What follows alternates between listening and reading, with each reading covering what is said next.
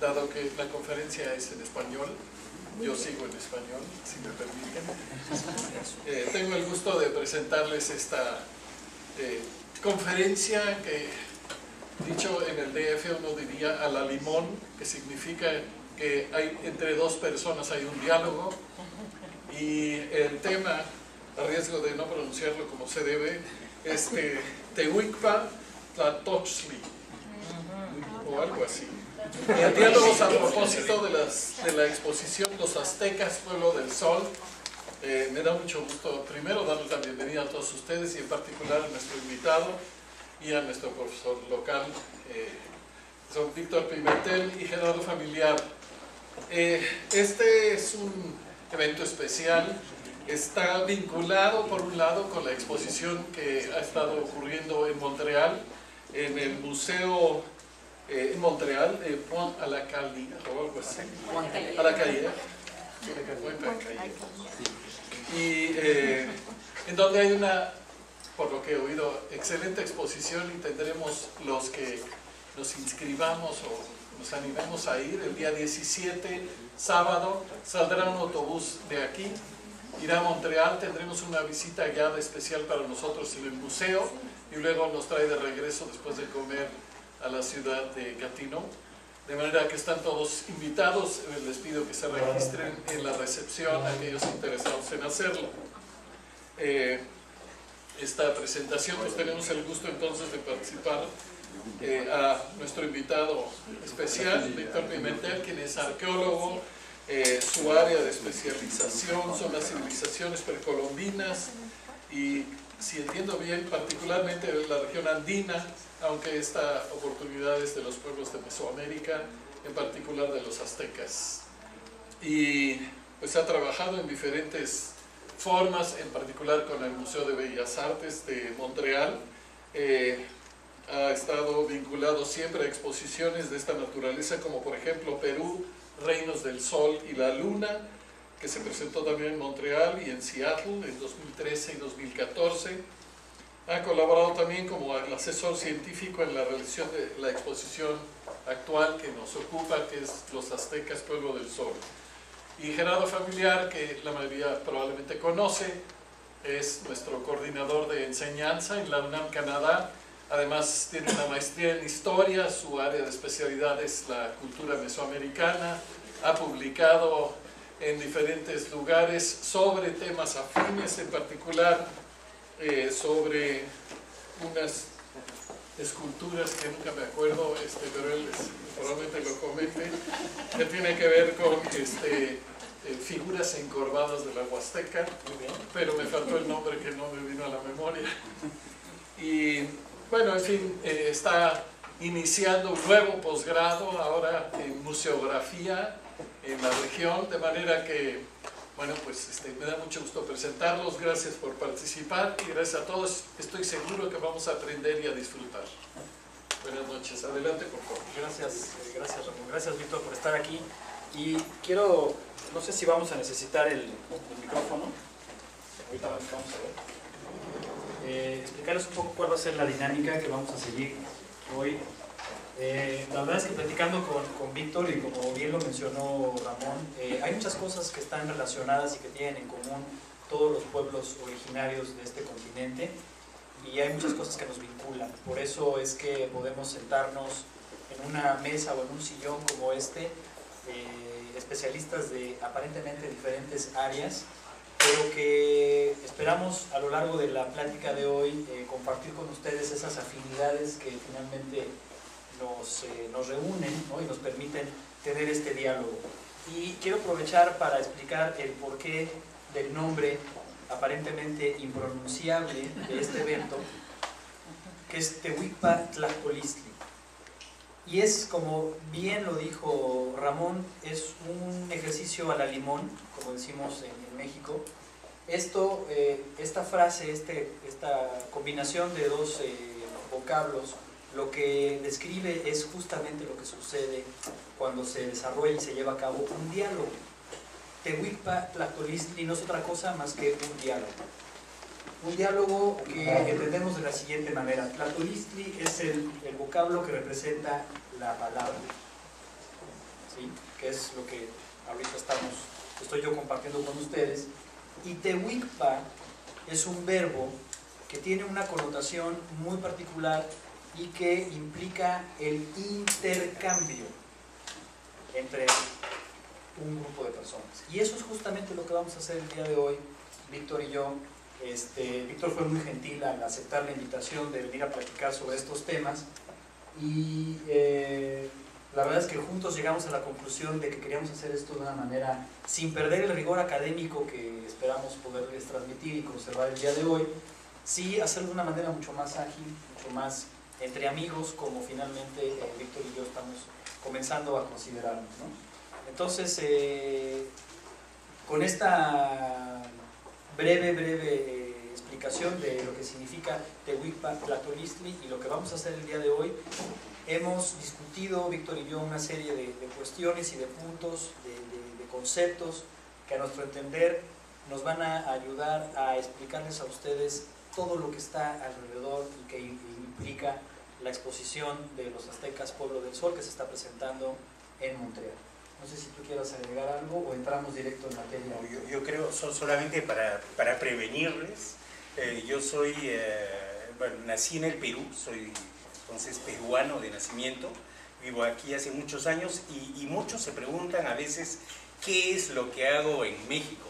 Y en realidad, para hacer la historia corta, desde muy joven, siendo estudiante preuniversitario, siempre me apasionó México, a tal punto que cuando fui a vivir a América Central a fines de los años 70, llegué hasta México, hasta el DF, pero como no tenía suficiente dinero para poder quedarme a estudiar, a vivir, tuve que regresar sobre mis pasos y bueno, quedarme nuevamente en América Central, pero luego contacto con colegas de la UNAM, por ejemplo, contactos con colegas del INA, del Museo Nacional de Antropología, bueno, pues me siguieron avivando, enriqueciendo, digamos, mis conocimientos y este interés tan especial que tengo por Mesoamérica y en particular por México, país que admiro. Bueno, pues sin más, quisiera yo comenzar este diálogo, Víctor, un poco preguntándote ¿en qué momento de la historia de la humanidad podemos ubicar a la cultura mexica? Sí, claro que sí. Bueno, miren, ustedes bueno, esto es simplemente para hacer un recordatorio, la exposición que está en el Museo Puente Calier, Museo de Arqueología e Historia de la ciudad de Montreal, una exposición que realmente es un más. Les deseo poder visitarla en los próximos días. Bueno, y es eso, ¿no? Ustedes saben, desde por lo menos entre el segundo y tercer milenio antes de nuestra era, empiezan a surgir en diferentes partes del planeta focos de civilización, ¿no es cierto? ¿Qué se entiende por civilización? Son estas sociedades complejas que en algunos casos, bueno, no solamente alcanzan el estado de jefaturas, pero que llegan a alcanzar el sistema, digamos, político de Estado. Eso es, digamos, para resumir la visión antropológica o la interpretación antropológica de la civilización. Entonces comienza en Sumeria, ¿no es cierto? Estamos hablando del tercer milenio, por lo menos, antes de nuestra era. Luego el norte de África, con todo el valle del Nilo. Luego está este valle tan pródigo, ¿no es cierto? El valle del Indo, entre la India y Pakistán, en donde también a partir del segundo milenio antes de nuestra era, hay sitios que empiezan a surgir, piensen solamente en Harappa o Mohenjo-Daro, que van a marcar, digamos, un cambio fundamental en los sistemas de economía, en los sistemas políticos de estas regiones, sin olvidar, lógicamente, a las primeras dinastías en China, sobre todo en el Valle del Río Amarillo, los Andes, sobre todo los Andes centrales y los Andes septentrionales, lo que es hoy en día Colombia, Ecuador y una parte del Perú, Bolivia y el norte del Chile, y finalmente Mesoamérica. Mesoamérica en el segundo milenio antes de nuestra era, vamos a decir alrededor de 1800, aunque hay algunas fechas un poco más antiguas, entra realmente en una nueva fase. Surgen grandes centros urbanos, grandes centros religiosos, sobre todo en la costa del Golfo, como vamos a ver más adelante. y seguramente vamos a hablar más en detalle sobre el territorio mesoamericano. Sí, quizás nada más complementar un poco lo que estás mencionando, en el sentido de que para lanzar algunas fechas y empezar a ubicar al público que nos acompaña hoy, por supuesto, cuando hablamos de Mesoamérica, las fechas más tempranas de aparición de la cerámica, que finalmente es uno de los indicadores que tenemos de que las formas de vida, la manera de organizarse está comenzando a cambiar. Y entonces tenemos la aparición de la cerámica, que es además uno de los mejores, o por excelencia, de los mejores marcadores temporales que tenemos en la disciplina antropológica. Las cerámicas más antiguas en Mesoamérica empiezan a aparecer por ahí de 5.000 años antes de la era de Cristo, o antes de nuestra era, 5.000 años, y efectivamente, como menciona Víctor, los primeros indicadores de que las sociedades se están urbanizando y se están organizando de una manera cada vez más compleja, las podemos ubicar alrededor del año 1200, 1500 antes de nuestra era. Así es, y sobre todo en la región del Golfo de México, los estados de Tabasco, el sur de Veracruz principalmente. Perdón, entonces, ¿se vale interrumpir y preguntar? Bueno, ya interrumpí, pero ¿se vale volverlo a hacer? ¿La civilización sumeria en qué región geográfica se ubicaba? Es Mesopotamia, sí. Doy por entendido, discúlpenme si es que no somos, discúlpenos si no somos más explícitos, pero que nos ubicamos más o menos en el tiempo y en el espacio. Bueno, y este es entonces un mapa general del territorio mesoamericano. Y lo que es fantástico es que es un territorio sumamente variado, un territorio que está dominado, vamos a decir, o marcado por estas digamos, enormes masas de cordillera, lo que llamamos la sierra, ¿no es cierto? La sierra madre occidental, la sierra madre oriental, entre las dos esta gran meseta, este altiplano, luego la sierra madre del sur, etc. Y en realidad estas cadenas de montaña no son más que la continuación de lo que en Canadá se conoce como las rocallosas, y que se van a proyectar hasta el extremo sur de América, hasta, vamos a decir, casi Tierra del Fuego, y es la cordillera de los Andes. Entonces son enormes masas de territorio y de montañas que emergen justamente por el choque de las placas. Entonces, y es justamente algo que me fascina, porque estamos en Mesoamérica desde el Pacífico hasta el Atlántico, con territorios sumamente variados, y bellísimas playas, dicho sea de paso, o el altiplano en la región central, o yéndonos, por ejemplo, a las tierras bajas, al área maya, notamente. Estamos en la zona del Petén, en la parte baja, y adentrándose hacia la península de Yucatán. Entonces, ustedes ven, es un territorio muy variado desde el punto de vista ecológico, y eso es realmente algo maravilloso. Y otro elemento también en la que podemos encontrar esta diversidad, otra cara de esta diversidad, además de la diversidad geográfica que bien apunta Víctor, la tenemos en la diversidad lingüística. Tenemos un mosaico lingüístico enorme, impresionante en Mesoamérica. Entonces tenemos muchos grupos indígenas que están hablando idiomas muy distintos entre sí, algunos relacionados, otros no. Y entonces estamos hablando, si yo me pidieran que destacar dos atributos principales, o tres atributos principales de Mesoamérica, coincido con Víctor, hablaríamos de la diversidad geográfica, agregaríamos la diversidad lingüística, cultural de alguna manera, y por último, y es clave y fundamental para entender el desarrollo de Mesoamérica, un gran dinamismo migratorio. Es un movimiento constante de personas que se están reubicando y que además están interactuando entre ellos. Así es, efectivamente. Y eso es increíble porque en realidad se ve desde muy temprano, como decía Gerardo, ¿no? Por lo menos el segundo milenio, 1200, 1500, y quién sabe antes, si uno piensa solamente en todas las culturas que surgen alrededor, en la cuenca de México, ¿no es cierto?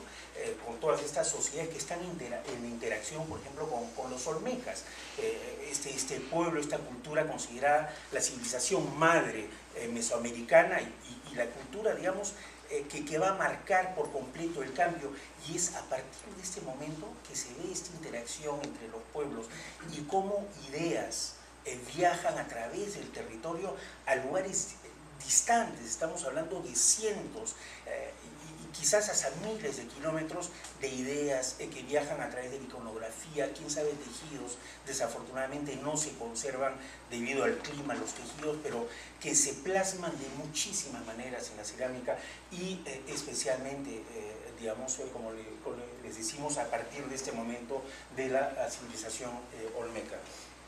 Y por supuesto también trabajo en piedra, ¿no? O sea, piedra Exacto. también, pero efectivamente textiles y madera son materiales perecederos que desafortunadamente no van a subsistir, pero sabemos que se trabajaron, ¿no? Efectivamente, y hay hallazgos excepcionales, por ejemplo en las partes bajas, en Veracruz o en el área maya, por ejemplo, en donde se han descubierto tallas de madera, exquisitos trabajos, digamos, de arte, si es que se puede llamar así. Y lo que vamos ahora a ver es obviamente una serie de rasgos culturales, que es lo que vamos a presentar ahora, que es lo que justamente le da unidad a este concepto. Y no olvidemos esto, Mesoamérica es un concepto moderno, actual, que utilizamos los historiadores, los arqueólogos, los antropólogos, para entender y explicar este fenómeno. Por supuesto, ni la cultura olmeca, ni los mexicas, ni los mayas se consideraban a sí mismos mesoamericanos. Esto es un concepto moderno, actual, contemporáneo, pero que tiene una justificación, y esa justificación la encontramos en una serie de rasgos culturales que en mayor o menor medida comparten todos los grupos que se encuentran viviendo a lo largo del tiempo en este contexto geográfico. efectivamente, y como decía Gerardo, de manera muy acertada, en un territorio tan distinto desde el punto de vista geográfico, desde el punto de vista ecológico, con diferentes lenguas, con pueblos completamente distintos, a pesar de todas estas diferencias, hay rasgos comunes. Y eso es lo que justamente caracteriza a lo que llamamos nosotros Mesoamérica, ¿no es cierto? Es un término que acuñó hace, ¿cuántos? 60 años, un señor de apellido Kirchhoff, no les vamos a marear, esto es 1948, 45, 48, las primeras publicaciones en las que empieza a definirse lo que es Mesoamérica. Y ojo, los aztecas forman parte, es uno de los pueblos más importantes justamente de esta gran esfera cultural mesoamericana. Bueno, una cosa que es increíble, ustedes saben muy bien, llegan los españoles con Hernán Cortés a la cabeza a México y cuando están entrando a la cuenca de México, o sea, están frente a una ciudad que realmente los impresiona de muchísimas maneras. Y una ciudad hiperorganizada, muy bien dividida, con normas muy claramente establecidas, una jerarquía extremadamente desarrollada, y algo que les llama la atención, y eso es para volver a lo que Gerardo les estaba mencionando hace un rato, es el tema justamente de esta cohesión que va a haber en el territorio, una cohesión que está relacionada íntimamente con el movimiento de las poblaciones, pero también con el movimiento de las mercancías. Se mueve la gente, se mueven las ideas, pero también se mueven los productos. Y es el mercado de Tlatelolco, que está al norte de Tenochtitlán, de la antigua capital azteca, que llama la atención. Los cronistas hablan de 20, 25 mil personas que acudían diariamente a ese mercado, lo cual es enorme. Imagínense, no hay un solo mercado en América del Norte que reúne esa cantidad de gente. Lógicamente que hay que tomar las cifras con pinzas, pero no olviden que la capital azteca en aquella época tenía una población que se estimaba entre 50 o 100 mil personas por lo menos. Entonces no estamos tan lejos de la realidad.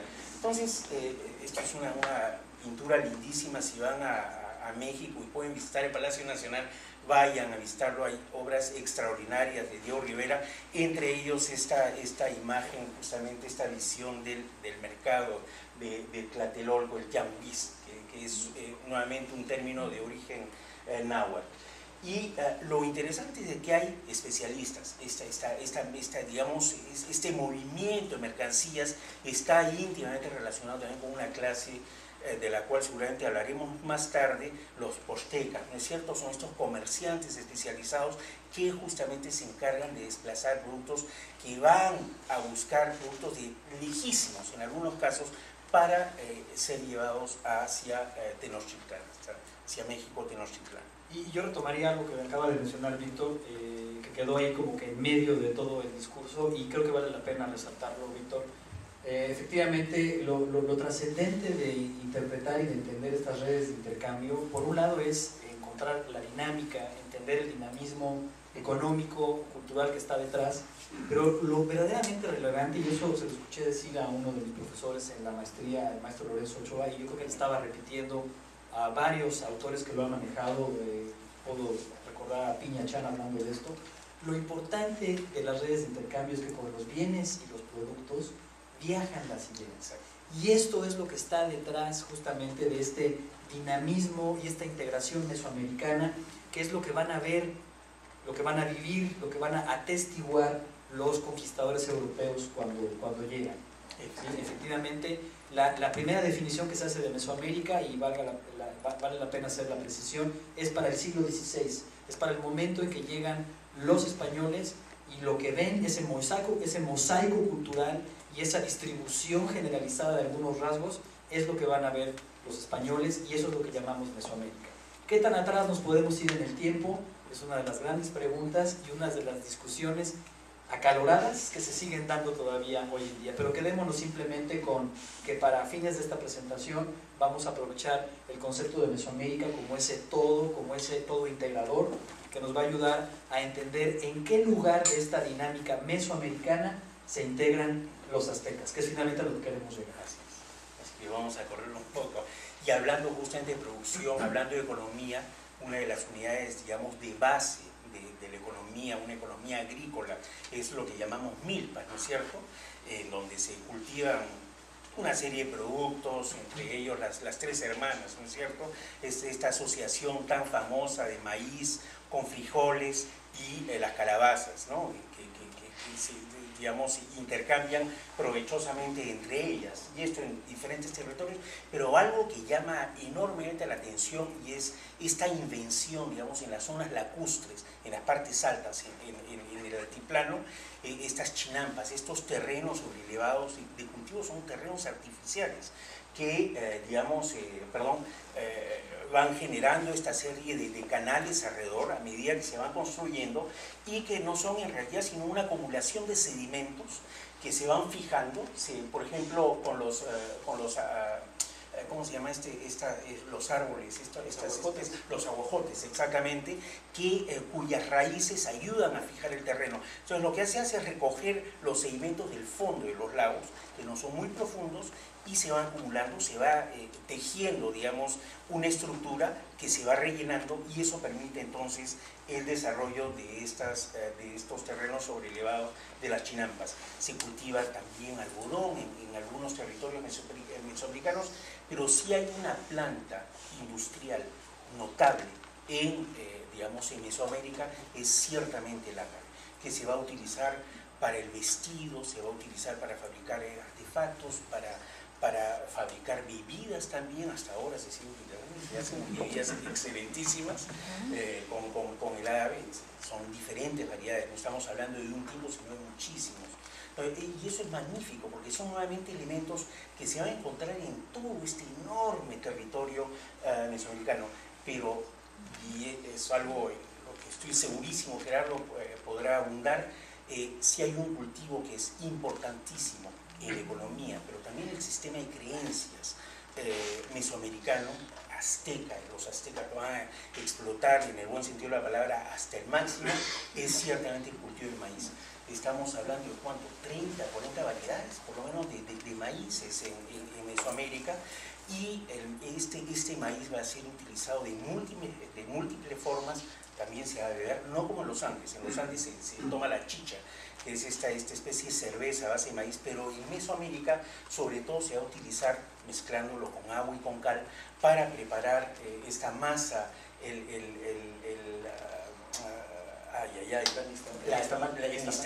nixtamal, que va a permitir, por ejemplo, la preparación de las tortillas que son tan conocidas ahora en todo el mundo, ¿no? Y estamos hablando de sistemas de producción que son milenarios en Mesoamérica.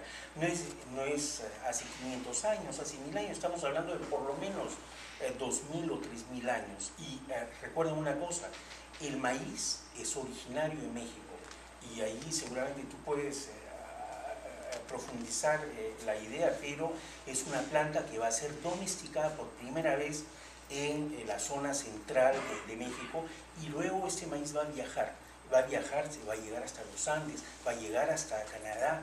Aquí llega casi en el año 800 o 1000 de nuestra era, mientras que a los Andes llega alrededor del siglo XV o XVI, o quizás 18 antes de nuestra era. Entonces ustedes ven cómo a partir de un punto, y nuevamente retomando la idea de las ideas y las cosas viajan juntos.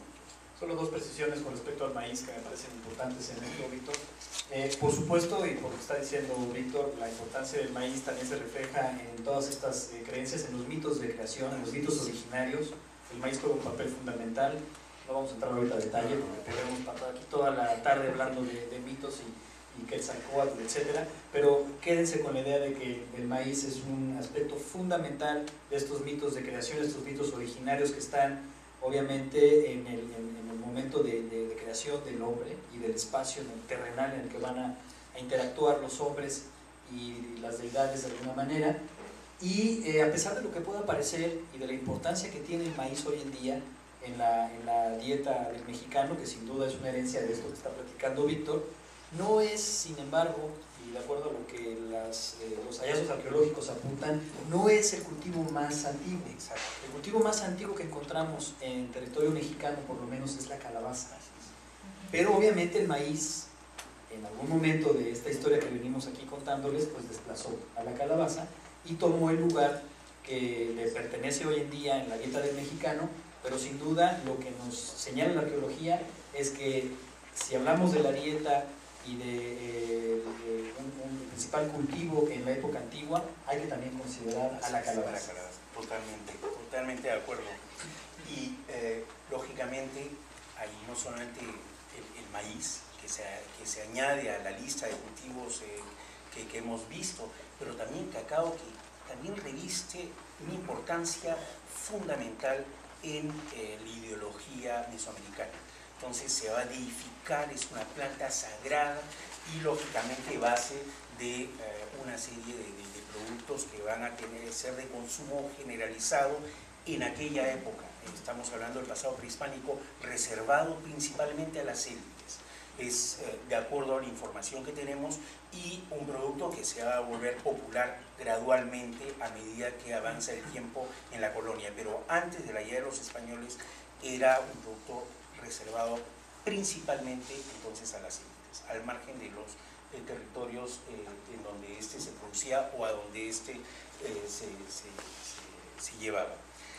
Pero junto con este viaje que hacen los pueblos, los comerciantes, etc., hay productos también que tienen una simbólica muy especial, como es por ejemplo la obsidiana, que se va a utilizar para fabricar una serie de utensilios de diferente tipo, o el sílex, ambos posiblemente provenientes de las zonas volcánicas al sur de México y territorio de lo que hoy es Guatemala, y piedras que fueron utilizadas, por ejemplo, para la fabricación de estos cuchillos ceremoniales, de estos cuchillos de sacrificio que vienen en la región central. O, por ejemplo, el chalchihuitl, esta piedra verde, esta piedra tan popular también para todos los pueblos mesoamericanos, y que, ojo, no es jade. A veces nosotros, y eso lo leemos por todos lados, ¿sabes? Hablamos del jade, pero en realidad en América no hay jade, por si acaso. Lo que tenemos es jadeíta y también variantes. Hay múltiples piedras que van a ser utilizadas y que van a ser llamadas jade. Puede ser esta jadeíta azulada, que era tan popular entre los mayas, o por ejemplo la piedra verde, que era muy popular en tiempo de los aztecas y que también se traía desde muy lejos, nuevamente. Y bueno, piedras que sirvieron entonces para fabricar todo tipo de artefactos, y estamos hablando nuevamente también desde el tiempo de los olmecas, si no es antes, lo cual es realmente maravilloso. Y con estos productos, lógicamente, hay el oro que se explota en menor cantidad, pero que va a estar reservado estrictamente a las élites. Perdón. aquí regresando a lo del oro, voy a hacer una precisión y que además viene muy a colación de los que estamos aquí sentados en la mesa o en el sillón, porque el trabajo de los metales es un excelente ejemplo para demostrar cómo la interacción llegaba inclusive tan lejos desde el punto de vista de Mesoamérica hasta los Andes. En el continente americano, sin duda, el trabajo de los metales, la metalurgia, tiene sus orígenes y tiene mayor grado de desarrollo, lo alcanza en la zona andina, y Mesoamérica lo incorpora de manera tardía, producto, sin lugar a dudas, de contactos que se establecieron probablemente a través de la navegación de cabotaje, siguiendo las costas, entre las costas de Ecuador, Perú, Colombia, al Pacífico mexicano. Y la metalurgia no es el único ejemplo que tenemos para corroborar o para confirmar estas relaciones. Por ejemplo, la lengua poré, el purépecha, que se habla en la costa del Pacífico, en el estado de Michoacán en la actualidad, lingüísticamente tiene más relación con unas lenguas en Ecuador que con el resto de las lenguas mesoamericanas.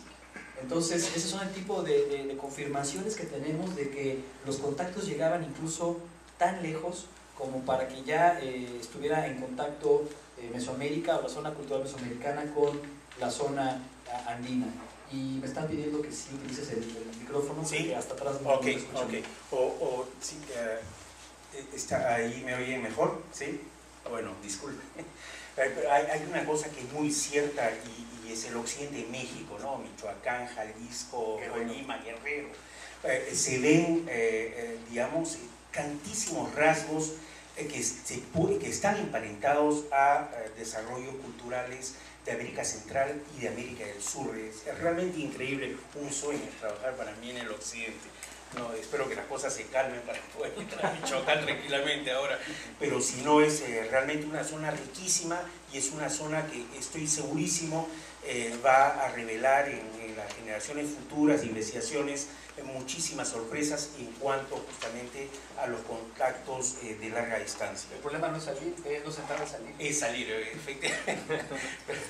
Vamos a usar nuestras buenas relaciones perdón. El otro aspecto que es también fundamental para comprender Mesoamérica es el relacionado con la escritura. Ustedes saben, es el único lugar en América en donde la escritura se va a desarrollar. En la región andina no hay escritura en el sentido estricto de la palabra, y lo que se va a desarrollar desde muy temprano es este sistema logosilábico, ¿no es cierto? Son figuras, son símbolos que se van agregando, que van formando sílabas y que van dándole sentido a las palabras, perdón. Y que aparecen también en todo el territorio mesoamericano y desde muy temprano. Diferentes ejemplos, este tipo, por ejemplo, de códices, ¿no es cierto? Estos libros hechos sobre papel de hamaca, es una corteza de un árbol que viene de regiones tropicales, dicho sea de paso. O sea, nuevamente es un producto que tiene que viajar, por ejemplo, hacia el altiplano, en donde va a ser transformado, si es que ya lo hayan transformado, y luego va a ser utilizado para poder hacer el códice como tal, para hacer estos documentos que se estudian desde muy temprano. Este es uno de los más tristes casos de destrucción digamos, del patrimonio cultural de la humanidad. Diego de Landa, que era digamos, un jerarca de la élite religiosa colonial en las tierras bajas, estudia todo el sistema de escritura maya, pero al mismo tiempo ordena la destrucción de todos los legajos, de todos los códices de la época. Es una contradicción total y una pérdida irreparable para la comprensión de los estudios mayas. Y algo que es interesante, hay un sistema de escritura. Entonces, hay un sistema de escritura que también se refleja y que nos da a conocer la existencia de un sistema de calendario. Es una manera de medir de tiempo que es sui generis, porque no estamos hablando de un solo calendario como el nuestro, el calendario judio-cristiano, solar, ¿no es cierto?, de 360 más 5 días, pero estamos hablando de un sistema que combina en realidad dos sistemas calendáricos, uno ritual de 260 días y otro de 360 días más 5 días nefastos, ¿no es cierto?, si es que uno se refiere a los documentos de la época de los aztecas y antes. Y no me pidan detalles sobre cómo funciona, pero es digamos, la intersección de los días, de los meses, de las semanas y los meses que va a dar, digamos, ciclos que van a comenzar y a culminar cada 52 años, que es el equivalente del siglo, si quieren, para el mundo mesoamericano. Y es prácticamente una norma, y estos fines de siglo implican también cambios y renovaciones importantes, no solamente en el sistema político, pero sobre todo en el sistema religioso.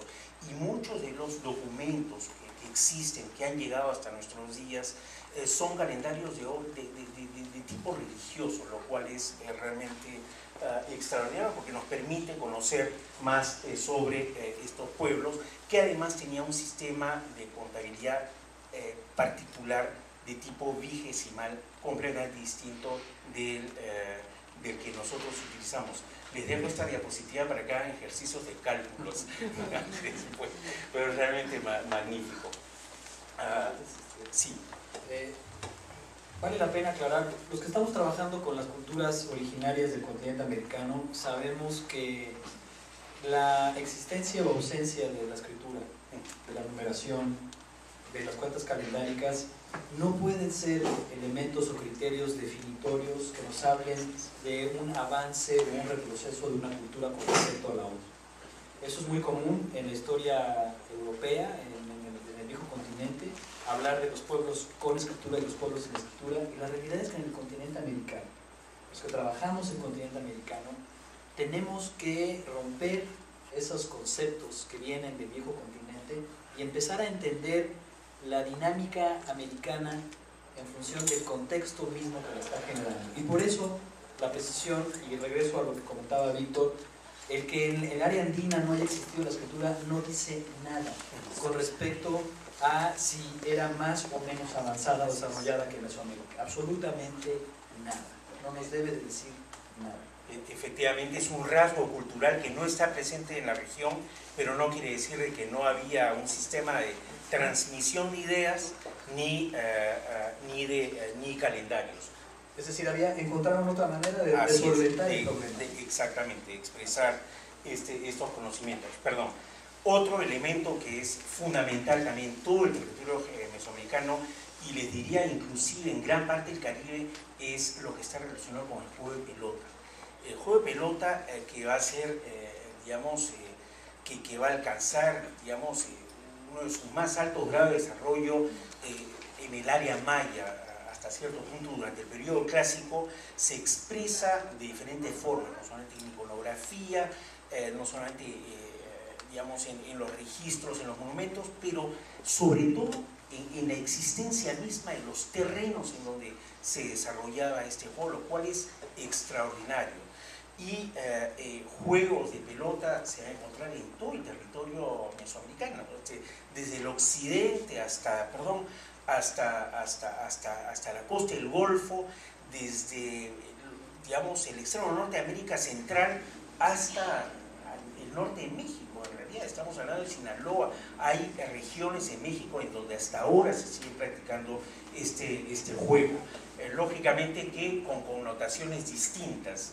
No sé si puedes abundar tú el fin del juego en aquel entonces. En realidad es sumamente complejo y yo preferiría que siguiéramos avanzando para llegar al punto que nos interesa.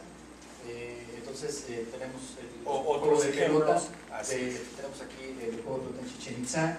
Si sigues a la siguiente, vestigios arqueológicos tan antiguos como este que tenemos del Manatí en Veracruz, que datan de 1000 años antes de nuestra era, por lo menos. Evidencias de que el juego de pelota como elemento cultural se estaba llevando a cabo desde mucho tiempo atrás. Los sacrificios humanos tan difíciles de comprender, tan difíciles de explicar, sobre todo cuando se ven desde el punto de vista del europeo, pero que tienen una justificación plena cuando se entienden y se piensan dentro de la misma cosmovisión indígena mesoamericana. Y solamente para precisar, en el mundo judeocristiano sacrificios los hay y de todo tipo, y ustedes recuerden solamente el Cordero de Dios y toda la historia que viene detrás, y cómo un niño es reemplazado por un cordero. Entonces sacrificios hay en todos los pueblos, en todo el mundo, en diferentes momentos y van cambiando con el tiempo. Pero son eventos que justifican y que se justifican por el mismo hecho de que es un ciclo permanente, esta dualidad, vamos a decir, entre la vida y la muerte. La muerte va a generar vida y viceversa, y es así como lo entendemos desde el punto de vista histórico o antropológico. Perdón. Y hay documentos, lógicamente documentos escritos que nos muestran, por ejemplo, este altar de cráneos en Tenochtitlán, la capital azteca, en este caso en uno de los códices de Durán, pero además tenemos la gran suerte de poder encontrar los vestigios arqueológicos, el dato arqueológico también existe como tal. Un aspecto que también es fundamental en Mesoamérica y es algo que es notable en comparación a muchísimas otras civilizaciones en el mundo es la densidad urbana de las ciudades mesoamericanas. Son ciudades que reúnen decenas de miles, si no cientos de miles de personas en un mismo lugar, y eso es algo que realmente llama la atención cuando uno examina el desarrollo del urbanismo en aquel entonces. Solamente para darles un ejemplo, Tenochtitlán era, ¿cuánto? 10, 15 veces más grande que cualquier ciudad europea de su tiempo. Eso para que tengan una idea ustedes de la magnitud y la escala de estos enormes centros urbanos. Y también rasgos arquitectónicos que se encuentran en estas ciudades, como por ejemplo estas pirámides escalonadas y un rasgo que es distintivo que ustedes pueden ver en el perfil mismo de los edificios, y es lo que le vamos a llamar el tablero y talud, ¿no es cierto? Esta combinación de un plano inclinado y un plano vertical que va creando este sistema escalonado, un rasgo que es característico de las culturas de los pueblos mesoamericanos. Entonces, como han visto, como les decíamos desde un inicio con Gerardo, es un territorio muy variado, es un territorio con muchos pueblos, es un territorio que se caracteriza justamente por esta multiplicidad de grupos culturales, de grupos lingüísticos, pero que todos ellos compartieron y todavía siguen compartiendo en este territorio muchísimo en común. Yo creo que ahora podemos pasar al segundo round. La segunda parte del diálogo. Ya vamos a empezar a enfilar el final y vamos a empezar a entrar en materia de lo que nos interesa. Entonces, este paseo que acabamos de hacer, este recorrido, es para entender en dónde se inserta la cultura azteca o la cultura mexica dentro de la historia antigua de México. ¿Sí? Entonces, ahora sí, ya entendemos un concepto como Mesoamérica, lo podemos ubicar temporalmente, lo podemos ubicar en el espacio, y vale la pena preguntarnos en qué momento de este desarrollo histórico ubicamos a los aztecas. Y es algo que conversábamos el otro día por teléfono, ¿no? Hasta cierto punto los aztecas es una suerte de culminación, si quieren, de este largo proceso histórico. Es este largo desarrollo que comienza hace cuánto, 10, 12, 15 mil años, quizás un poco más, un poco menos, desde los primeros grupos que van a migrar hacia América, que se instalan en estos territorios y que van a generar con el tiempo estas civilizaciones.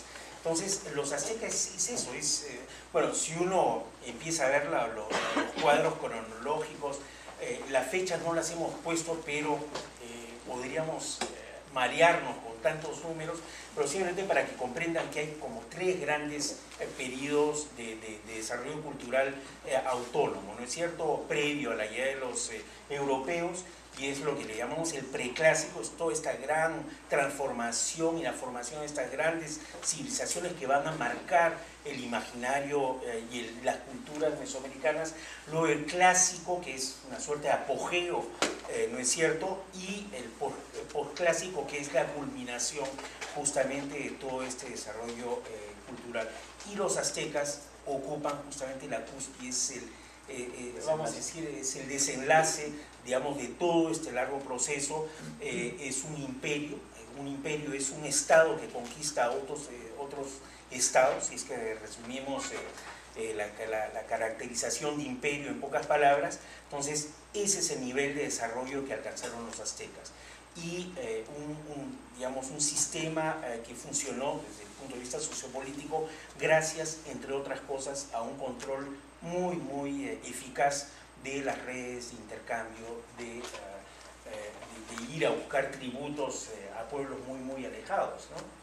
Es común que los estudiantes que toman clases conmigo me pregunten constantemente ¿cómo fue posible que los aztecas lograran tanto en tan poco tiempo? Porque realmente hablamos de un momento histórico de 200 años, desde que llegan al lugar en el que van a fundar su ciudad, México Tenochtitlan, y el contacto con los europeos. Por supuesto, cuando llegan los europeos se encontraban en pleno apogeo, en pleno auge de su desarrollo cultural, y digamos que lo peor que les pudo haber pasado es que desembarcaran los europeos en las costas de lo que hoy llamamos México. Pero en realidad la respuesta de cómo lograron tanto en tan poco tiempo está en esto que acabamos de presentarles el día de hoy. O sea, ellos finalmente son los herederos de todo este proceso cultural y por supuesto tienen la inteligencia y la agudeza suficiente de aprovechar y saberse herederos de esta situación y llevarlo a su máxima expresión. Y por supuesto son, como vieron en la tabla, una de las culturas que entran en contacto claramente con los europeos, que es un tema que se va a ver muy bien representado en la exposición. Así es. Entonces, rápidamente, para hablar sobre los antecedentes, y me voy a ir más o menos rápido por aquí, debemos de pensar a los aztecas en dos momentos diferentes. Los 200 años de desarrollo histórico que está bien documentado, que conocemos dónde estuvieron ubicados, México Tenochtitlan, en el asiento de la actual Ciudad de México, y aproximadamente 200 años previos de un proceso fundamental para entender la historia, que es un proceso de migración.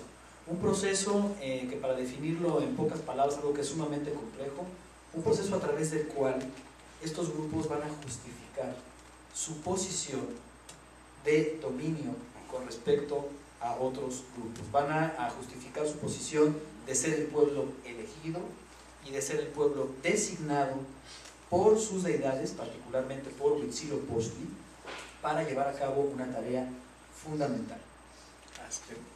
Totalmente. Y el objetivo obviamente que buscan, y es lo que está detrás, es, hay una señal muy particular. Ellos hacen un recorrido durante 200 años que los lleva por diferentes lugares y que por supuesto parte de lo que ellos dicen es: nosotros salimos como pueblo, como un pueblo sin cultura, como un pueblo bárbaro, y a lo largo de esta migración lo que fueron haciendo es que fueron adquiriendo la cultura de todos estos pueblos que fueron tocando. Y por supuesto, cuando llegan al altiplano central no lo encuentran despoblado, lo encuentran en pleno apogeo, en pleno dinamismo poblacional, y ellos tienen la capacidad de insertarse en este dinamismo y eventualmente a lo largo y al paso de los 200 años de historia dominar y ubicarse en la cúspide. Así es. Y es algo que es maravilloso porque nuevamente, y es una de las primeras palabras evocadas aquí, migración. Nuevamente estamos hablando de movimiento de poblaciones, movimiento de gente, movimiento de ideas. Y es algo que es fabuloso, porque en realidad estas dos grandes etapas, una que es este mito, ¿no es cierto?, este pueblo que sale de una isla mítica, recuerden, no es historia, es un mito. Entonces, por el año 1100, según los cálculos, salen de este lugar, hacen este recorrido que dura 2 siglos y llegan finalmente a Tenochtitlan, esperando pues esta señal tan deseada, y es una señal que les va a dar justamente este dios guerrero, su guía espiritual, Huitzilopochtli, que consiste en esta revelación. Es una de las, dicho, es una pequeña paréntesis, una de las rarísimas representaciones de esta divinidad azteca. Hay poquísimas. Busquen ustedes una escultura de Huitzilopochtli, no hay. Así es simple.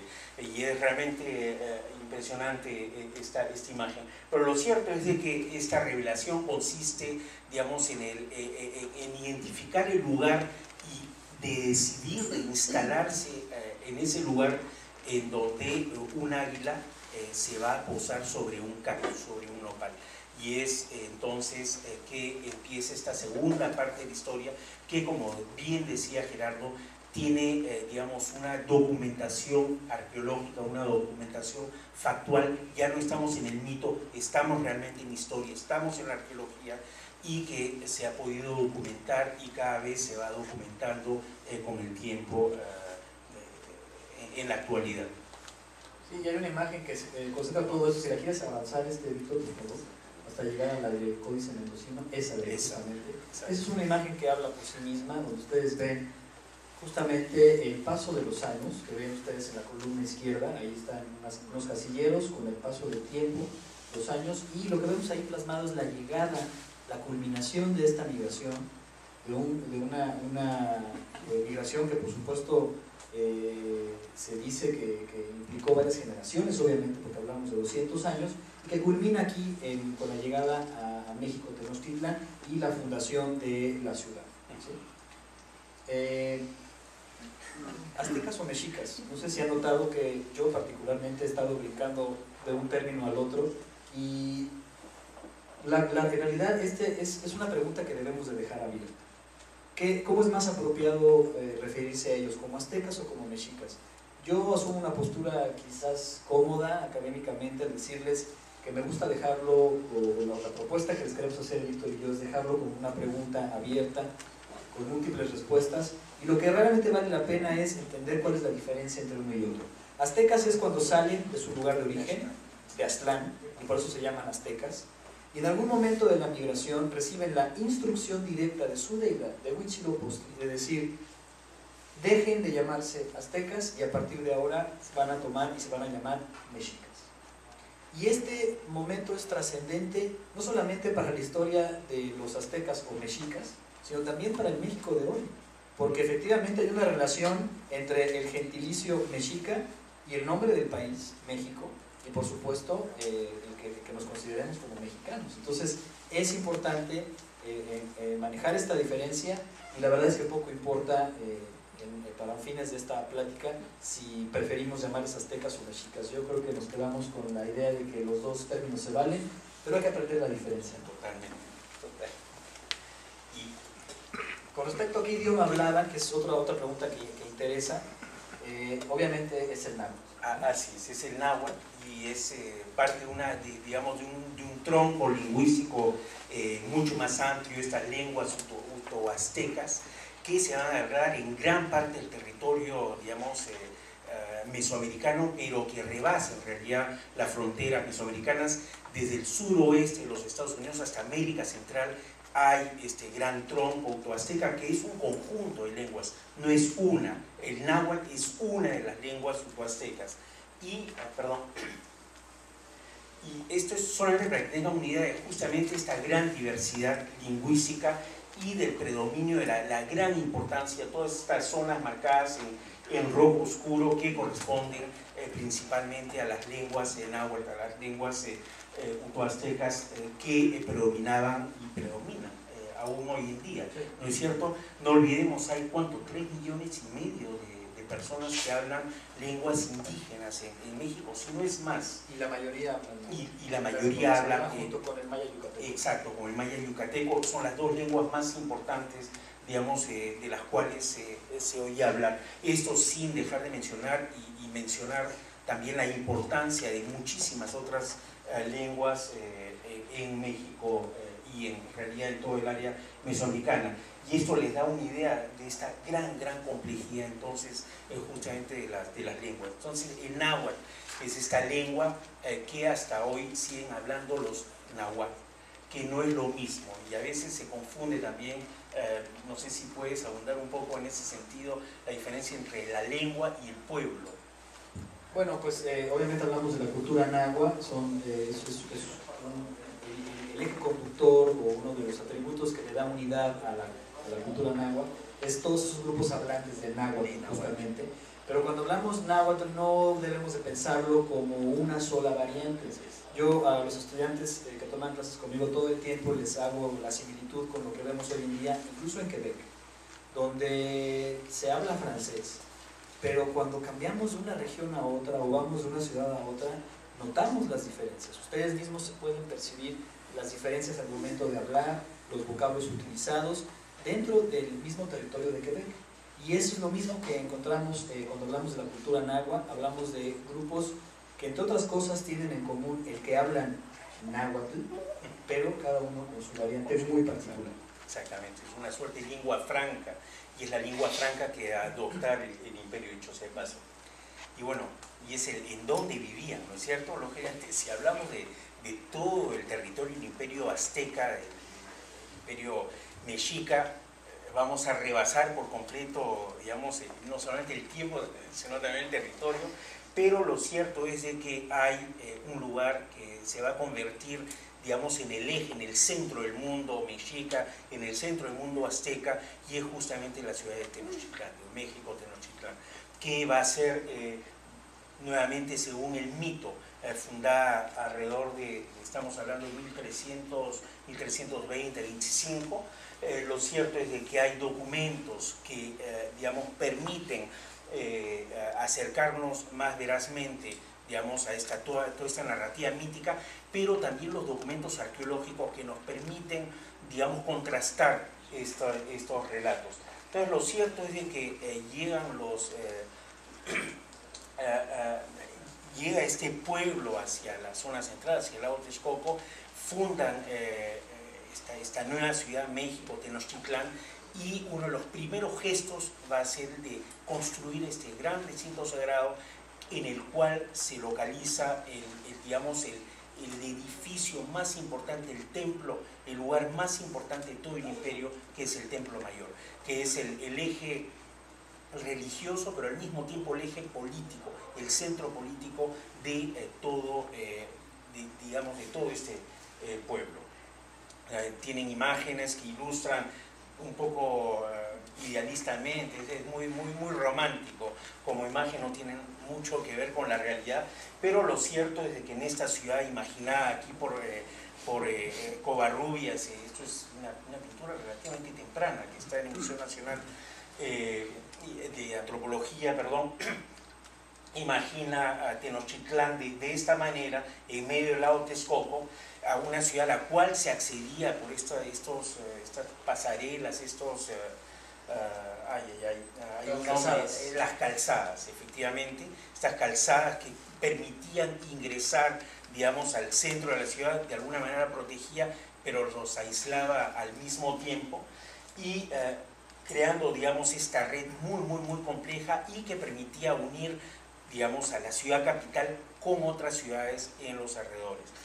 No sé si podemos mencionar algo de la Triple Alianza, pero o sea, solamente pensar en que esta gente hace política como hacen los políticos de hoy en día, hay alianzas, hay rupturas, hay disputas, es todo un juego, digamos, no de partidos políticos, pero de ciudades y sus dirigentes que, digamos, están en constante lucha por la hegemonía, por el dominio, porque no se trata solamente de controlar los territorios, pero sobre todo de controlar la gente y de controlar los bienes que esta gente era capaz de producir. Y eso es fundamental para comprender el imperio azteca y el gran éxito que tuvo, porque con una armada relativamente pequeña logró avasallar a un territorio enorme y con cientos de miles de personas en su momento.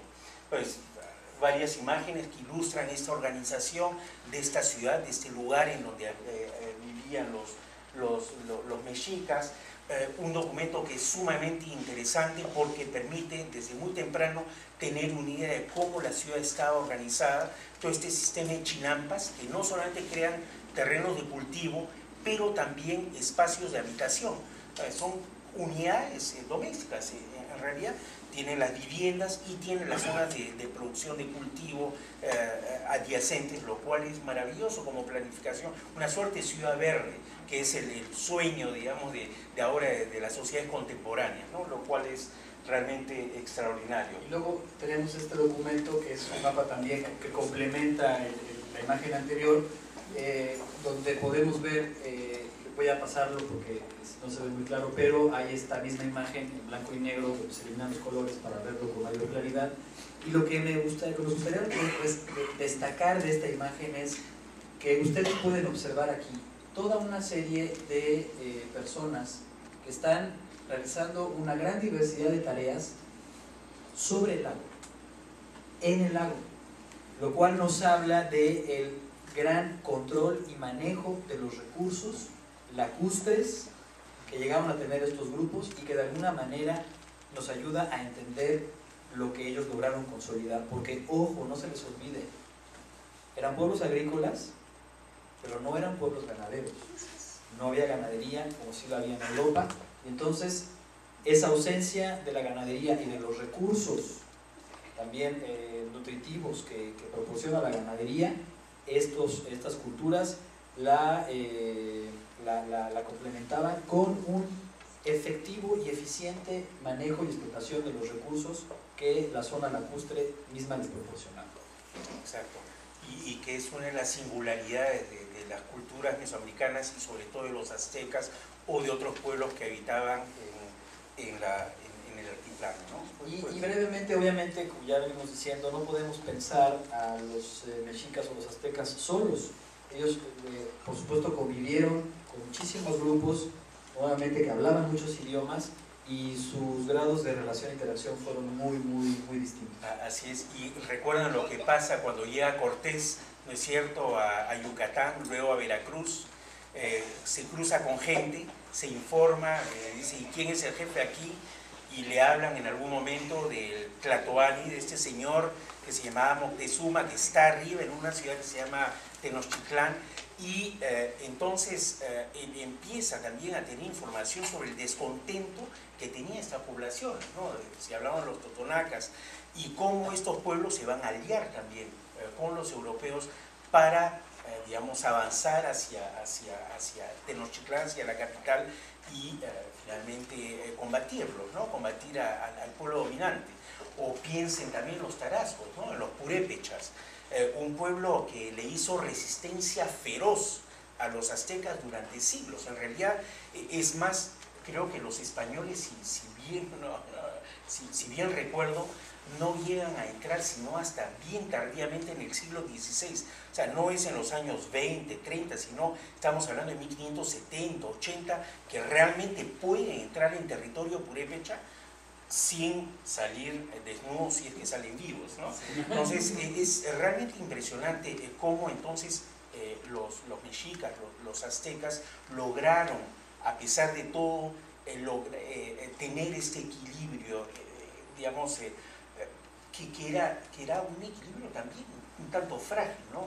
Y es el problema de la mayoría de los imperios, ¿no?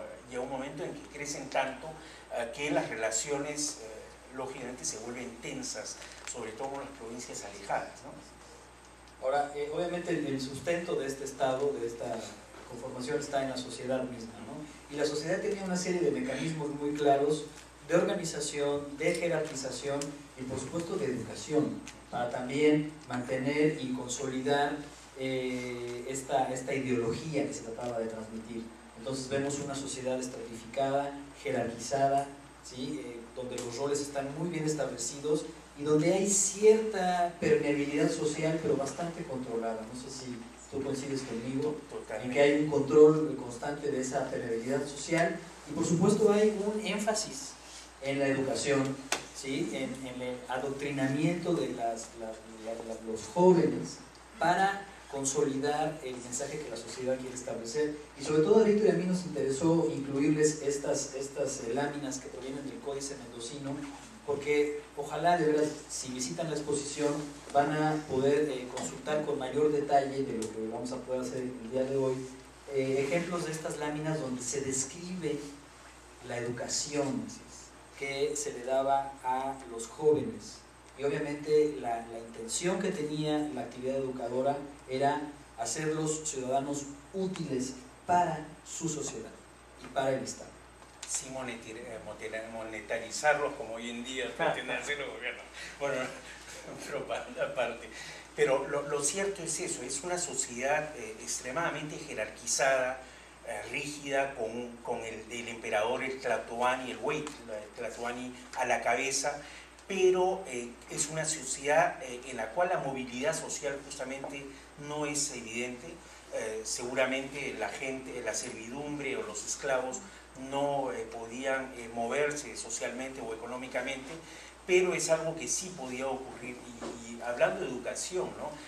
ustedes van a poder ver en la exposición, por ejemplo, un objeto en realidad que viene de la escuela, del Calmeca, ¿no es cierto? Es, y nuevamente olvido el nombre, esta enorme voluta. Esto que llaman almena, que almena. Es un remate, ¿no? Exacto. Porque la almena tiene otra función, pero... Exacto, es un remate, de un coronamiento de muro, es inmenso, es una pieza que tiene casi la altura de esta habitación y que se puede ver ilustrada en algunos de los códices, ¿no? Entonces, y no solamente eso, hace apenas pocos años en Ciudad de México, exacto, ahí está, ustedes van a poder ver esos objetos tridimensionalmente en la exposición. Y lo que es más impresionante aún es de que hace algunos años, haciendo trabajo de rescate arqueológico, arqueólogos, colegas nuestros del PAM, del proyecto, es Programa de Arqueología Urbana, descubrieron en lo que iba a ser el Centro Cultural de España, ¿no es cierto? Esta famosa escuela, esta Calmeca, que se menciona en los códices y de la cual había información. Entonces ahora tenemos el vestigio arqueológico que acompaña este tipo digamos, de documentos, lo cual es extraordinario, ¿no? Y es eso, o sea, Tenochtitlán es una ciudad que se está descubriendo, una ciudad que fue arrasada y que fue enterrada desde el siglo XVI y que ahora se está nuevamente redescubriendo, lo cual es realmente extraordinario. Sí, y por supuesto todo esto sustentado en un sistema de creencias que no vamos a entrar a detalle aquí porque ya pues, sí nos hemos alargado bastante, pero que en nuestra opinión la exposición presenta una magnífica oportunidad de descubrir y de comprender mejor ese sistema de creencias. La exposición está dividida en dos secciones y el segundo nivel o la segunda sección es justamente, se concentra en entender y transmitirle al visitante de la exposición este sistema de creencias que estaba detrás y por encima de todo lo que hemos venido describiendo. Yo lo acabo de mencionar en la clase que impartí el día de hoy, lo complicado y confuso que puede parecernos a nosotros el sistema de creencias, créanme o créanos que para ellos tenía toda la coherencia del mundo.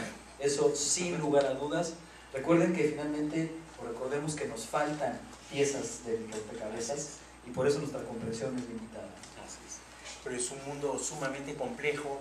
Si hay digamos, un rasgo que caracteriza todo este sistema de creencias mesoamericano y diría en muchas otras regiones del planeta, es el de la dualidad. Es un elemento constante, la vida, la muerte, la luz, el día con la noche, el sol y la luna, etc. Es realmente extraordinario y eso se expresa de múltiples maneras, digamos, no solamente en los documentos, en los códices, en todos estos mitos que han sido recogidos a lo largo de estos siglos, pero también se expresan en la cerámica, en la escultura y en los monumentos propiamente, lo cual es nuevamente algo extraordinario. El edificio principal de la ciudad es un templo doble. Así es, exactamente, con dos santuarios, ¿no? Uno dedicado al dios Tlaloc y el otro a Huitzilopochtli, a este guía espiritual de los mexicas, ¿no es cierto? Entonces, y un lugar en donde además se van a realizar los eventos más importantes desde el punto de vista religioso del imperio, y son esta serie de sacrificios que están relacionados también con ciclos rituales sumamente importantes. Y una cosa que es muy particular y que no hay que olvidar es cuando llegan los europeos a México, a Tenochtitlan, llegan en pleno cambio de ciclo, ¿no es cierto? De este ciclo de 52 años del cual les estamos hablando, este nuevo sol. Entonces hay toda una efervescencia ritual que se va a plasmar en estos rituales y es algo que va a marcar profundamente la visión europea, exactamente, ¿no? Pero nuevamente, y como les decía Gerardo desde el principio, hay que entender estas cosas en el contexto en el cual se desarrollaron y en el tiempo también. Así es. Y bueno, pues obviamente parte central de este sistema de creencias son sus divinidades, las diferentes advocaciones de esa entidad divina generadora originaria, y que definitivamente Víctor, creo que tú eres el más indicado para mostrarnos las imágenes que están en la presentación, porque son piezas que están en la exposición. Sí, no todas, pero bueno, hay justamente esta pieza, ¿no es cierto? Que es un fragmento de un vaso mucho más grande, que nuevamente muestra, bueno, algunos hablan de estas edades, ¿no es cierto? Desde la juventud hasta la edad adulta, la edad madura, pero también esta idea de dualidad, esta idea entre la vida y la muerte. Y es esta constante que va a caracterizar justamente la religión azteca, la religión mexica y también las religiones de otros pueblos en Mesoamérica. Que dejen agregar aquí con respecto a un poco el comercial, esta pieza es la única que proviene de un museo universitario de la UNAM, del Museo Universitario de Arte Contemporáneo, el MUAC. Esta pieza es parte de su colección y bueno, es una pieza magnífica, por supuesto que ha viajado muchísimo. Así es, y una pieza extraordinaria. Bueno, y aquí, por ejemplo, nuevamente volviendo a Tlaloc, ¿no? Esta vasija, esta urna que representa este dios, dios del agua, el dios de la lluvia, que tiene rasgos muy particulares, ¿no? Entre ellos esta suerte de anteojos, de anillos que rodean los ojos, ¿no es cierto? Los colmillos, exactamente, ¿no? Luego los colmillos también muy característicos. Y algo que es particular y es que se ve mucho en iconografía, sobre todo en los códices y en algunos casos en la cerámica, es la utilización del color azul. Entonces, ahí está esta directa relación entre los colores y los símbolos. Y eso es algo bien interesante y hay diferentes documentos en los cuales los colores expresan y tienen un contenido simbólico específico, ¿no es cierto? Y eso se ve, por ejemplo, en el Códice Mendocino, ¿no? Donde ustedes ven esa división del territorio de la ciudad en 4 partes y cada, digamos, hacia el poniente, hacia el levante, hacia el norte, hacia el sur, hay un color específico y tiene una significación particular. O, por ejemplo, esta pieza no se mueve de México, es una pieza enorme. Creo que tenemos una diapositiva en donde se ven las dimensiones, pero este dios o diosa terrestre, que es una pieza colosal. Estamos hablando de un monumento que tiene, ¿cuánto? 4 metros y medio de lado, ¿no? 12 toneladas. 12 toneladas, es increíble y es una pieza que ha sido descubierta hace relativamente poco tiempo, 3 años, 4 años, en pleno centro de la ciudad y algo que lógicamente, digamos, desesperó positivamente hablando a nuestros colegas arqueólogos, a Leonardo y al mismo Eduardo, ustedes saben, es muy posible, bueno, esta gran escultura que representa este dios terrestre, tiene una horadación en el centro y según las crónicas, según las informaciones que se tienen, es justamente por ese lugar que se vertían las cenizas de los tlatoanes, ¿no? Entonces los arqueólogos lógicamente han movido esa piedra, han excavado debajo de la piedra, no han encontrado la ceniza de los emperadores, pero sí una serie de depósitos de ofrenda increíbles, ¿no?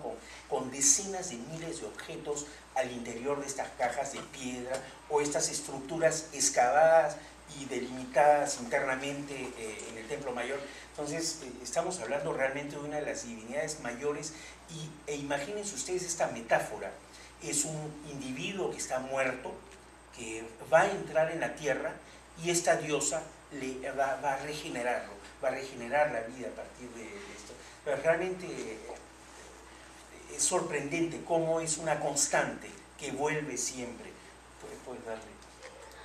O, por ejemplo, esta advocación, ¿no es cierto?, de este Dios tan múltiple, y es en su advocación de Dios del viento, ¿no es cierto?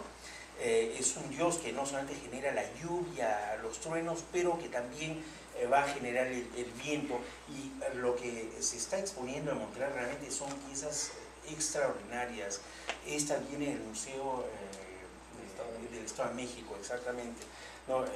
hay otra foto que la muestra de pie, es una pieza realmente impresionante, ¿no? Con este Quetzalcóatl que tiene una suerte de pico de pato, ¿no es cierto? O digamos, de elemento que le va a permitir soplar. Y hay una cosa interesante, hay esculturas en miniatura de Tlatilco, por ejemplo, que ya representan. Tlatilco es uno de los lugares que se desarrolla en la cuenca de México en el primer milenio antes de nuestra era, 1000 antes de nuestra era, y ya en aquel entonces se están representando este tipo de personajes divinos que más tarde van a adquirir una importancia fundamental, como es el caso con Mexica. O este señor del mundo de los muertos, ¿no? Que es representado de una manera que sobrecoge realmente, ¿no? Donde se expresa esta muerte, pero en un universo en el cual los vivos y los muertos entran y salen constantemente, ¿no? Y que está también íntimamente ligado con los mitos de origen de los propios mexicas, de los propios aztecas. Bueno, creo que vamos avanzando, si no nos quedamos hasta la noche. O, por ejemplo, Xipetotec, ¿no es cierto? Que es este señor desollado, ¿no? Este dios que se va a vestir con la piel de muerto, ¿no es cierto? Y dicho sea de paso, que va a generar también conflictos, justamente cuando estabas mencionando cómo cuando llegan los aztecas a la cuenca y entran, tratan de establecer relaciones de buen vecino con la gente que vive allí, y uno de los señores de una de las ciudades que ya existía en la Cuenca de México ofrece, digamos, su hija en matrimonio a un jerarca mexica, y a los pocos días esta mujer es sacrificada y el sacerdote se viste con la piel de la chica. Invitan al padre de esta joven, y eso genera toda una serie de conflictos que obligan nuevamente a los mexicas a desplazarse, ¿no? Y es así que se instalan finalmente, o los empujan a instalarse en la isla, en el lago Texcoco. Y bueno, pues la última sección que van a ustedes a ver en la exposición del museo tiene que ver con el legado. Obviamente hay un paso previo para entender el legado, que es justamente la llegada del conquistador, del europeo, que desembarca en las costas de Yucatán. Mucha gente piensa que llega a Veracruz, pero no. Llega a las costas de Yucatán. Cozumel, lo que hoy es Cozumel, es el primer lugar en el que se da el contacto con territorio que hoy llamamos México, y es en Veracruz donde tiene las noticias de la existencia de los mexicas, y es en el lugar en el que decide, después de fundar el primer ayuntamiento en el continente americano, en tierra firme, se interna hacia la ciudad para conquistarla. Entonces hay una buena sección de la exposición que nos habla y nos lleva de la mano una cronología magnífica que se estableció de cómo año por año, mes tras mes, vamos siguiendo en la exposición la conquista, ¿sí? La lucha, la conquista de México Tenochtitlan, que finalmente pasa obviamente por un encuentro que se da entre Hernán Cortés y Moctezuma Xocoyotzin, o Moctezuma el joven, que era el Tlatoani, el gobernante en ese momento. El episodio de la Noche Triste, por supuesto, unas batallas que se dan posteriores a la expulsión a la primera expulsión de los españoles de México Tenochtitlan, y después el regreso, la toma de Tenochtitlán el 13 de agosto de 1521, pasando por obviamente las epidemias que diezmaron la población indígena y que de alguna manera dan pie a este México que hoy conocemos. Hay una cosa, ¿no? Porque mucha gente se pregunta cómo es posible que un puñado de hombres, lógicamente bien armados y a caballo, pero siguen siendo un puñado de hombres, lograron conquistar un imperio. Pero hay un arma letal, y seguramente es la peor de todas las armas. No estamos hablando de escudos, no estamos hablando de espadas, pero la peor de ellas fue la enfermedad o las enfermedades que trajeron de Europa. Y es realmente algo que diezmó. Cuando hay la epidemia de viruela en México, Tenochtitlan, son decenas de miles de personas que mueren en poquísimo tiempo. Lógicamente, eso facilitó de manera clarísima, digamos, la toma misma de la ciudad por parte de los europeos, por parte de los españoles, y es algo que no hay que olvidar. No es solamente un factor, sino un conjunto de factores, pero seguramente el más terrible de todos ellos fue el de las enfermedades traídas de Europa. Pero lo cierto es de que historias van, historias vienen, es al final el encuentro de dos, y es un encuentro asimétrico, eso hay que reconocerlo, de dos continentes, de culturas completamente distintas, pero que con el tiempo y desde muy temprano, solamente piensen en Cortés y en la Malinche, ¿no es cierto?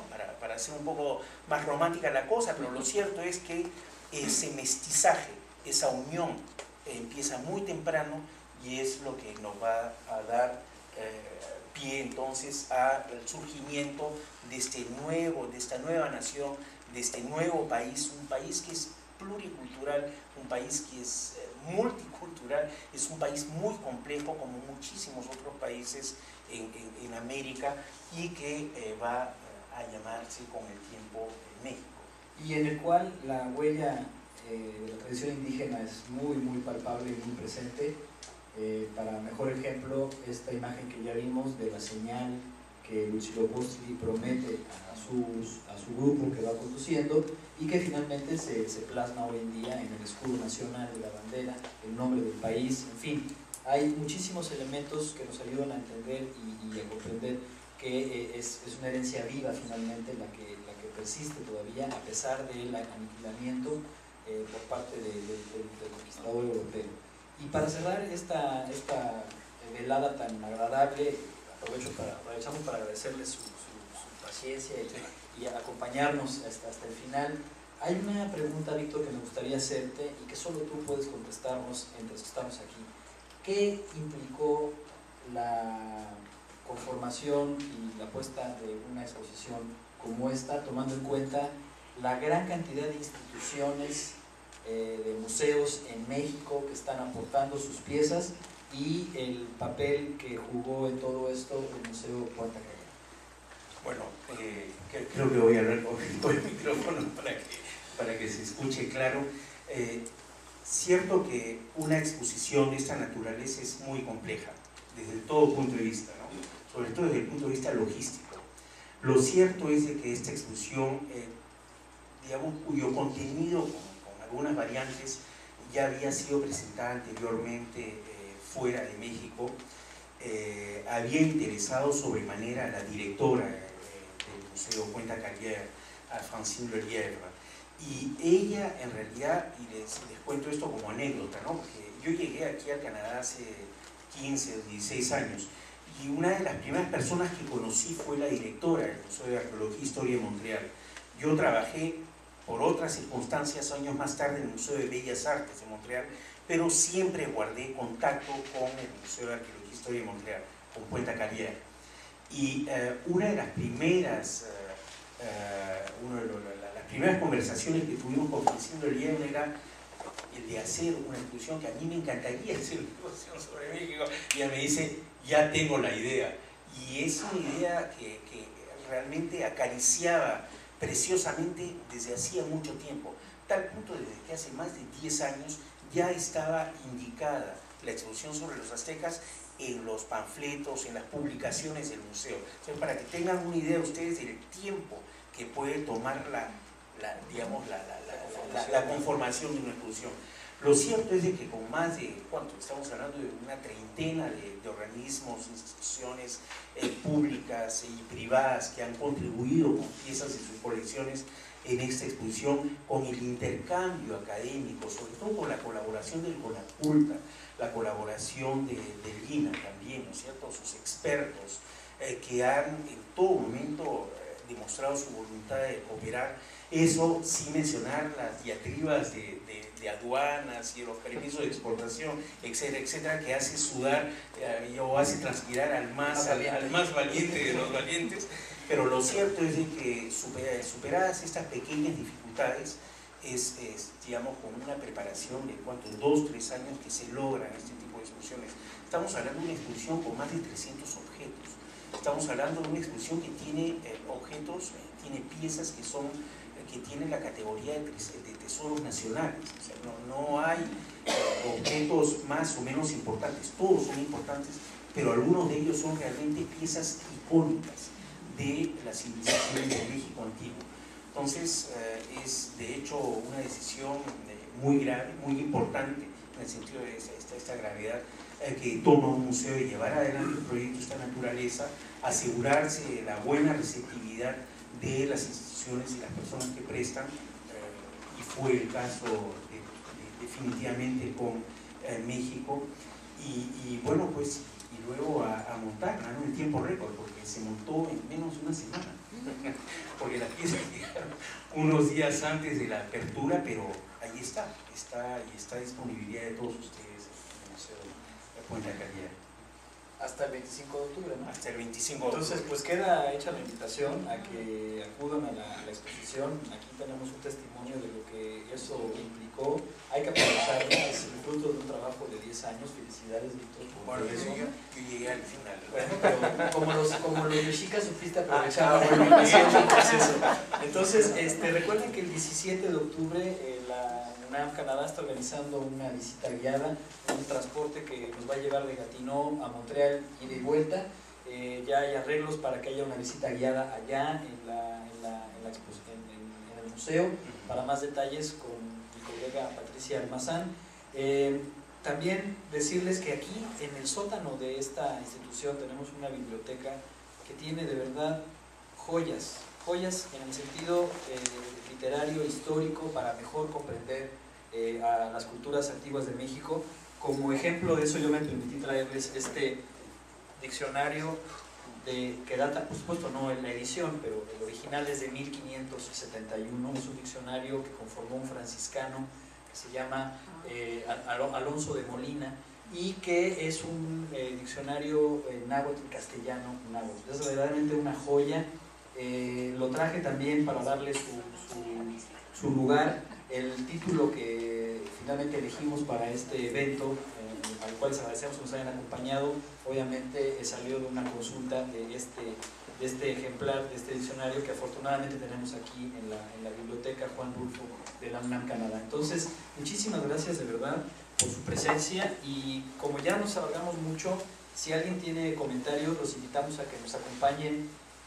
Cerramos el evento aquí, si estamos todos de acuerdo, y en corto, con mucho gusto, nos vamos a quedar aquí un rato por si alguien más quiere seguir platicando. Ramón, no sé si quieres agregar algo. Bueno, nada más darles las gracias en particular a ustedes dos por una excelente conferencia, muy interesante.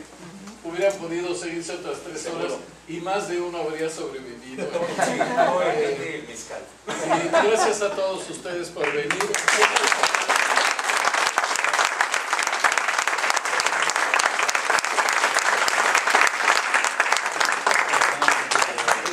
Una muestra más de lo que es la UNAM.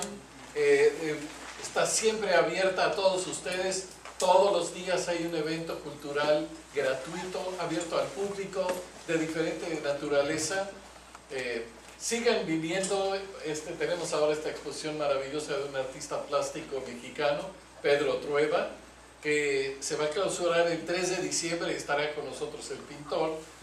Por lo pronto se inauguró con la presencia de 3 personas que estábamos aquí acabando de decir, esto quedó bien, y están invitados a seguir viniendo. Muchísimas gracias por esta magnífica plática, y pues que abre el apetito e invita a ir a Montreal a ver la exposición. Buenas noches a todos, hasta luego.